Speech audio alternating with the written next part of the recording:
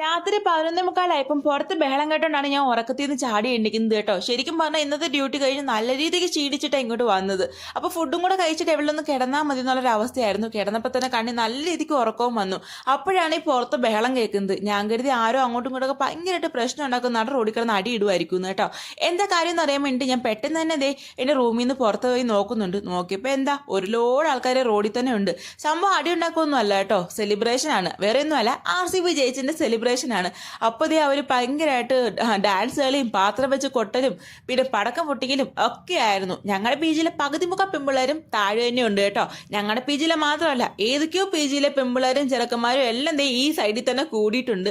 അത്രയ്ക്ക് ബഹളമായിരുന്നു. പിന്നെ വണ്ടിയൊക്കെ കൊണ്ടുവന്ന് ഭയങ്കരമായിട്ട് സൗണ്ടൊക്കെ ഉണ്ടാക്കുന്നുണ്ടായിരുന്നു. എന്തായാലും ഇന്നത്തെ ഉറക്കത്തിൽ തീരുമാനമായിട്ടുണ്ട് ഗൈസ്. പിന്നെ കുറേ നാളത്തെ കാത്തിരിപ്പല്ലേ RCB-യുടെ. അപ്പോൾ അവർ ജയിച്ചാലും ഒരുപാട് സന്തോഷമുണ്ട്. പക്ഷെ എൻ്റെ ഉറക്കം പോയി ചെറിയൊരു സങ്കടമുണ്ട് കേട്ടോ.